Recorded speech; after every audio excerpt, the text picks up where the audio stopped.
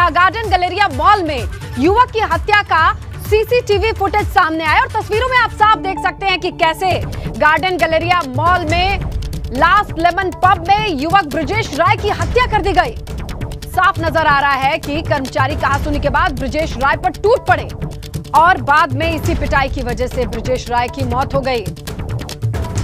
आपको बताएं, garden Galleria के लास्ट लेमन पब में शख्स की मौत की खबर आई थी और इसके बाद से ही इस पूरे मामले पर पुलिस की जांच चल रही थी। इसमें सामने आई सीसीटीवी फुटेज से ये साफ देखा जा सकता है कि लास्ट लेमन पब के भीतर बिल को लेकर मैनेजर और बाउंसर से कहासुनी हुई और किस तरीके से पिटाई की गई है इसका अंदाजा आप लगाइए।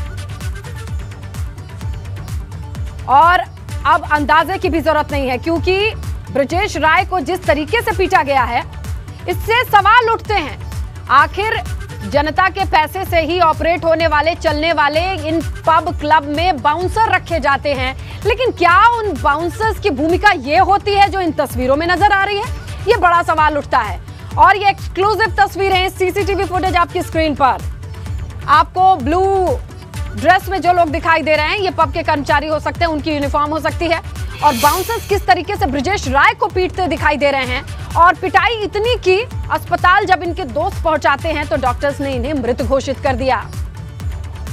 तो गार्डन गैलेरिया में लास्ट लेमन पब है जिसके भीतर एक कॉर्पोरेट पार्टी हुई थी, देर रात तक ये पार्टी चली थी और किसी बात को लेकर कहासुनी ऐसी बढ़ी कि इस पब के कर्मचारियों और बाउंसर्स ने मिलकर के ब्रजेश की पिटाई शुरू की और मारा। जिस तरीके से पिटाई की गई ब्रजेश की मौत होती है। तो ये पूरा मामला सीसीटीवी फुटेज के इस साये में किस तरीके से सामने आया है। सवालों के घेरे में तमाम पब और क्लब के संचालकों की जिम्मेदारी आती है। क्या बाउंसर्स की उपस्थिति इसलिए होती है? ये एक बड़ा सवाल है। आपको बताएं, इस बीच बहुत सारे एक्शन भी लिए गए हैं। तमाम क्लब और पब को ये जानकारी भी दी गई है कि बाउंसर्स का वेरिफिकेशन होना चाहिए। वो कौन है, कहां से आते हैं, ये भी जरूरी है। आप उन्हें हायर करने से पहले उनकी जांच कराइए। लेकिन यहाँ पर बाउंसर्स के साथ कर्मचारी भी दिखाई दे रहे हैं। किसी एक शख्स को इतने सारे लोग मिलकर के पीटते नजर आ रहे हैं और बड़ी बात यह है कि इनकी पिटाई से ये शख्स जिंदगी खो बैठता है, इसकी जान चली जाती है। एक तरफ तस्वीरों में आप देखिए कि किस तरीके से पीटा जा रहा है और ये वही शख्स है ब्रजेश राय जो दूसरी तरफ तस्वीर में आप देख रहे हैं। कॉर्पोरेट पार्टी में शामिल हुए थे, ऑफिस की ओर से इस पार्टी में खुशी में शामिल होने के लिए घर से निकले थे ब्रजेश, लेकिन कभी घर वापस नहीं लौटे। तो इस पूरे मामले पर जब सीसीटीवी फुटेज आई है तो तस्वीरों में देखा जा सकता है कि बीच में एक शख्स और उसे पीटते हुए कितने सारे लोग नजर आते हैं। ब्रजेश को ढूंढ पाना मुश्किल है। पहली मर्तबा आप इन तस्वीरों में देखेंगे तो एक बार धक्का लगता है इस शख्स को, फिर उसको मारने के लिए बहुत सारे लोग इकट्ठे होते चले जाते हैं और यहाँ पर कोई भी बचाव के लिए नहीं। ये देखिए, आपको ज्यादातर जो लोग नजर आ रहे हैं व्हाइट शर्ट, ब्लू जैकेट या फिर काली ड्रेस में, संभवतः ये। और देखिए, एक बार धक्का देने के बाद किस तरीके से बाउंसर्स और पब से जो कर्मचारी हैं वो सब टूट पड़े। ये लास्ट लेमन की तस्वीरें हैं जहां इस शख्स की जान चली गई। ब्रजेश राय बिहार का निवासी, नौकरी की तलाश पढ़ाई करके नोएडा में एमएनसी में काम करता था और पार्टी ऑफिस की थी, कॉर्पोरेट पार्टी थी और देर रात किसी बात को लेकर कहासुनी हुई। लेकिन कहां से समझा जा सकता है कि उस कहासुनी को किसी पब में तमाम कर्मचारी और बाउंसर्स इस तरीके से रिएक्ट करेंगे कि किसी की जान चली जाए। और अब इन तस्वीरों के बाद भूमिका और संदिग्ध हो जाती है और अगर इन तस्वीरों को आधार बनाया जाए तो वाकई ये साफ हो जाता है कि इस तरीके से किसी एक शख्स की पिटाई अगर इतने सारे लोग मिलकर के करें तो वाकई चौंकाने वाला ये मामला है। ये पब और क्लब में जितने कर्मचारी पीट रहे हैं एक शख्स को, इन सब की सैलरी आम लोगों से ही आती है जो लोग इनके कस्टमर होते हैं और किन परिस्थितियों में और क्या वजह है और किस अधिकार से किसी शख्स को इस तरीके से पीट सकते हैं, ये तमाम सवाल अब हमारे आपके सामने भी हैं और प्रशासन के सामने हैं। हालांकि इस बीच नोटिफिकेशन आया है, तब्दीलियों की बात की जा रही है कि किसी भी पब में, क्लब में कर्मचारियों का वेरिफिकेशन होगा, बाउंसर्स का वेरिफिकेशन होगा। आप स्पष्ट करेंगे कि कहां से आए हैं, किस बैकग्राउंड से आए हैं, उनकी क्वालिफिकेशन क्या है, ताकि ये तस्वीरें दोबारा देखने को ना मिले। जाहिर तौर पर कॉर्पोरेट पार्टी थी, पढ़े लिखे लोगों की पार्टी थी, बल्क में इन्होंने अच्छा खासा पैसा लेकर के इस पार्टी को आयोजित किया है और उसके बदले में ये तस्वीर भी हो सकती है। ये पूरा मामला नोएडा का अब और कहीं ज्यादा प्रकाश में आया है, जिनकी तस्वीरों को आप देख सकते हैं।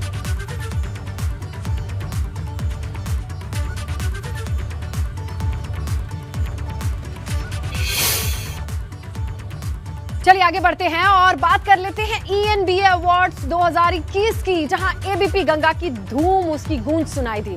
ENBA यानी exchange for media news broadcasting award और एबीपी गंगा पर मानो अवार्ड्स की बारिश हुई है। आपके अपने न्यूज चैनल एबीपी गंगा का ENBA अवार्ड्स में जलवा देखने को मिला है, जहां 5 गोल्ड और 2 silver ENBA award ABP Ganga को मिला है। लगातार तालियों की गूंज और गड़गड़ाहट, बार बार एबीपी गंगा का नाम अनाउंस किया जा रहा था और ये तस्वीरें भी देखिए। लगातार आपके प्यार की वजह से ये सम्मान भी मिला है। देखिए एबीपी गंगा का प्राइम टाइम शो बात तो चुभेगी, 2 कैटेगरी में अवार्ड मिला है बात तो चुभेगी को, जहां best prime time show northern region का अवार्ड है। इसके अलावा best current affairs programme northern region Hindi का भी अवार्ड बात तो चुभेगी को मिलता है। इसके अलावा ENBA का ये अवार्ड यूपी का मूड क्या है, best early prime time show. Congratulations ABP Ganga for बात तो चुभेगी। Now for the gold in the category it goes to फर्क ता पैंदा है। तो नॉर्दर्न रीजन ENBA अवार्ड मिला for बात तो चुभेगी। तो देखिए best news coverage northern region का अवार्ड। मुख्तार अंसारी का आपने कवरेज जरूर देखा होगा एबीपी गंगा पर, किस तरीके से दिन रात हमने आप तक अपडेट दिखाई थी और तस्वीरें दिखाई थी। जब रोपड़ से बांदा शिफ्ट किया गया था, हर एक मोड़ पर वो तस्वीर और लाइव कवरेज हमारे सहयोगियों ने मिल करके आप तक पहुंचाई थी। उस कवरेज के लिए भी best news coverage northern region का अवार्ड मिला है और एबीपी गंगा के एंकर राजेंद्र देव को बेस्ट एंकर ENBA अवार्ड मिला। इसके अलावा एबीपी गंगा के संपादक best editor of the year के सम्मान से भी सम्मानित किया गया। इसके अलावा आपको ये बताएं, एबीपी नेटवर्क के CEO अविनाश पांडे को CEO of the year award भी मिला है।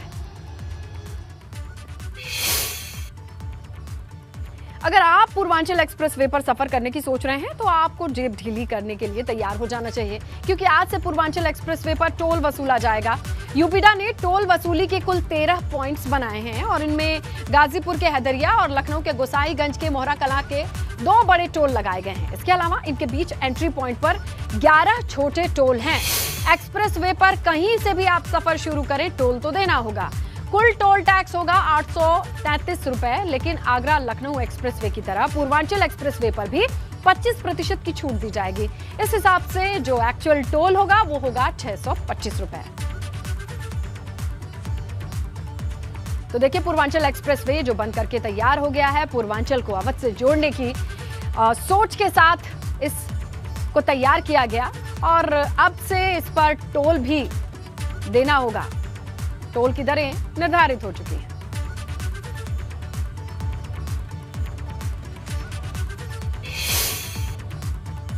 तो क्या है बड़ी जानकारी, ये आपको बुलेट पॉइंट्स में समझाते हैं। देखिए पूर्वांचल एक्सप्रेसवे पर सबसे पहले तो फ्री सफर खत्म हो चुका है।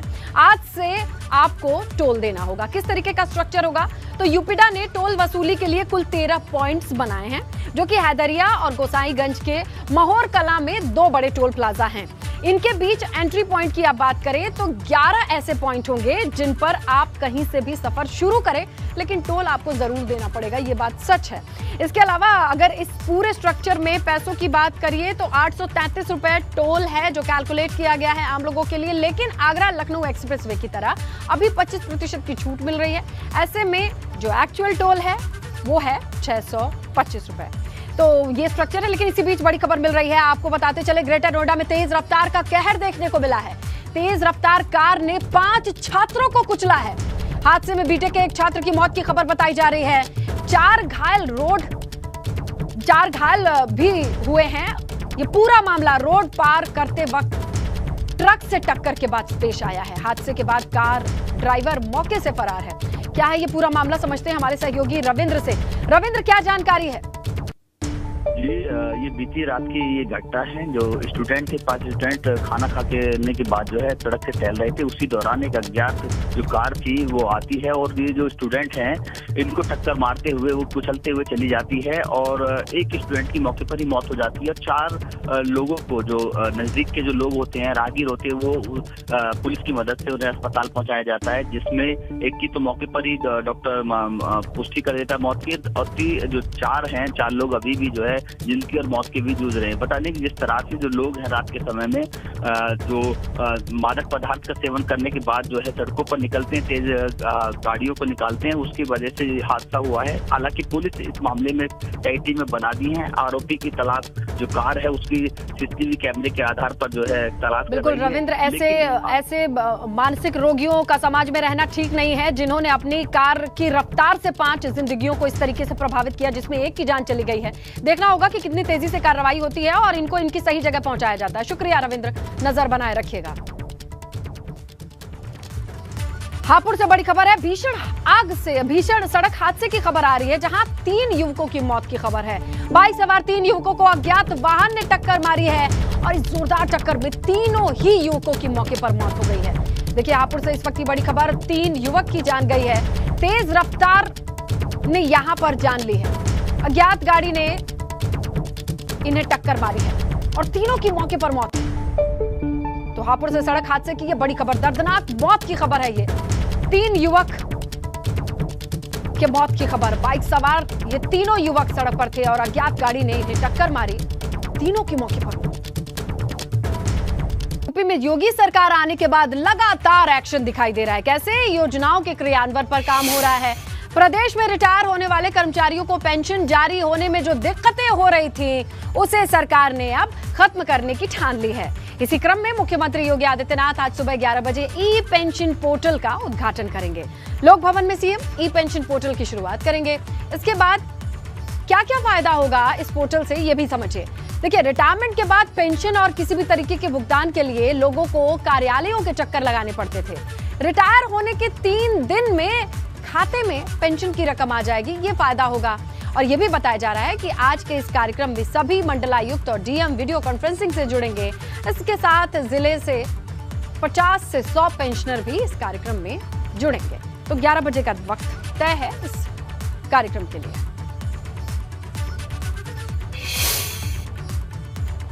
और इस वक्त बड़ी खबर, अहम खबर आपके लिए। कल और परसों अगर आप बैंक जाने की सोच रहे हैं तो आपको जरूर जानना चाहिए कि 3 मई तक बैंक आपको क्लोज मिलने वाले हैं। 2 मई भगवान श्री परशुराम जी की जयंती है और 3 मई को ईद होने की वजह से बैंक बंद रहेंगे। इसके अलावा आज रविवार है, लिहाजा 3 दिन तक ये छुट्टी बैंक की।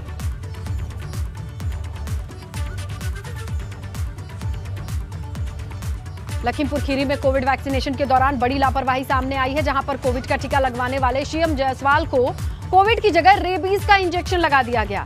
सामुदायिक स्वास्थ्य केंद्र फूलबहेड़ में शिवम जायसवाल को कोरोना टीके की बजाय की दूसरी डोज लगाने के लिए वो पहुंचे तो थे, जहां प्राइवेट कर्मचारी ने उन्हें कोविड के बजाय रेबीज का टीका लगा दिया। शिवम ने जब टीका लगाने की जानकारी ऑनलाइन करने की बात कही तो कर्मचारी आनाकानी करने लगे। वहीं शिवम जायसवाल ने मामले की शिकायत सीएमओ से भी की है, जो 2 दिन में मामले की जांच कराकर दोषियों पर कड़ी कार्रवाई की बात कह रहे हैं। मैडम से बोला कि पहले रजिस्ट्रेशन कर लो, उसके बाद टीका लगाओ। मैडम ने कहा नहीं, पहले वैक्सीन लगवा लो, उसके बाद रजिस्ट्रेशन करेंगे। वैक्सीन लगने के बाद सर जब मैं रजिस्ट्रेशन करवाने गया तो मुझे वहाँ पे पता चला कि रेबीज कुत्ते काटने का टीका लगाया गया है। उसके बाद जब मैडम से कहा तो मैडम ने कहा जो लग गया वो लग गया, इसके बारे में मुझे कोई जानकारी नहीं है, आप चाहें जो भी करना चाहो कर लो। मेरा छोटा भाई टूरगढ़ CSC केंद्र पर कोविड का टीका लगवाने गया था, लेकिन वहाँ उन लोगों ने जो है उसको एंटी रेबीज कुत्ते का टीका लगा दिया है। जब मैंने उनसे पूछा, बात करी, तो बड़ी अभद्रता से उन्होंने मुझसे बात की। फूलबेहड़ CHC की बात पता चली है, इसके लिए संबंधित ACMO को जांच सौंप दी गई है और वो 2 दिनों में इसकी जांच करके पूरा मसला क्या है, कैसे हुआ, कौन इसके लिए जिम्मेदार है, ये पूरी जांच करके बताएंगे। बड़ी खबर गाजियाबाद से है। अपराधियों पर बड़ी कार्रवाई की खबर है, जहां 20 शातिर अपराधियों को जिला बदर किया गया है। ADM प्रशासन ऋतु सुहास अपराधियों को जिला बदर कर चुके हैं। बड़ी कार्रवाई, अपराधियों पर नकेल कसने के लिए 20 शातिर अपराधियों को जिला बदर कर दिया गया है। इसके साथ ही 20 नामों को घोषित किया गया जो जिला बदर होंगे। ये अपराधी हैं। ज्यादा जानकारी सहयोगी शक्ति से लेते हैं। शक्ति, क्या क्या परिस्थितियां पाई गई कि इन 20 लोगों को जिला बदर करना पड़ा, क्या जानकारी? देखिए, 20 शातिर अपराधी हैं और ये गोकशी और अवैध खनन इन सब कामों में लिप्त थे और काफी इनके साथ मुकदमे इन पर दर्ज थे। मुकदमे दर्ज होने के बाद इन पर गुंडा एक्ट की कार्रवाई की गई, जिसके बाद ADM प्रशासन ऋतु सुहास ने इन सब को जिला बदर कर दिया।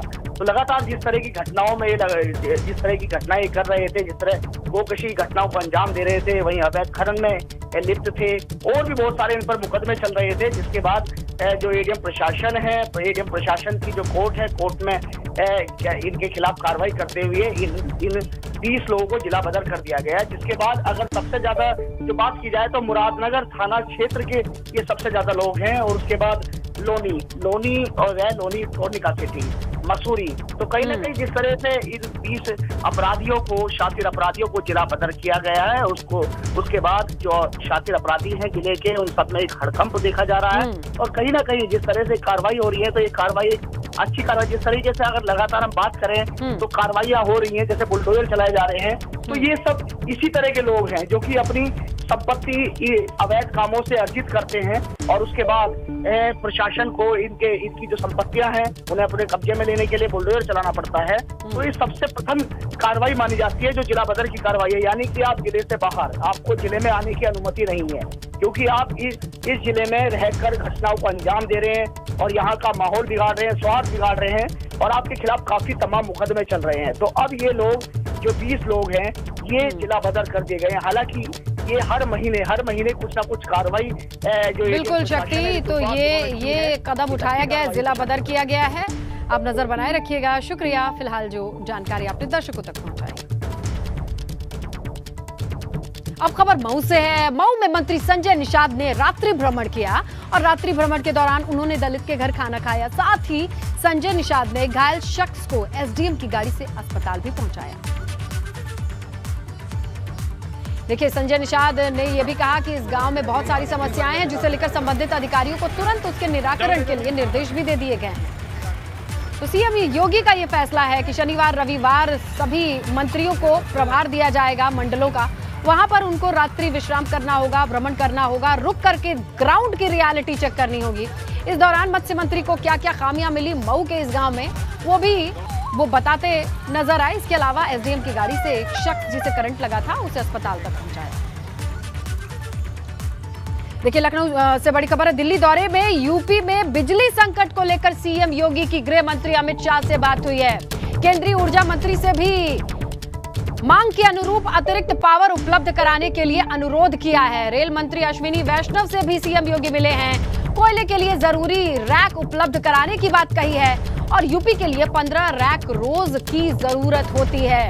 तो देखिए, दिल्ली दौरे पर मुख्यमंत्री योगी आदित्यनाथ ने गृह मंत्री से भी आपको बताया मुलाकात की थी। 40 मिनट की उनकी मुलाकात थी और अब ये पता चला है कि बिजली संकट को लेकर के उन्होंने चर्चा की और अनुरोध किया है कि मांग के अनुरूप जितनी आपूर्ति होनी चाहिए उससे कमी है, इसे दूर करने के लिए कोशिश की जाए।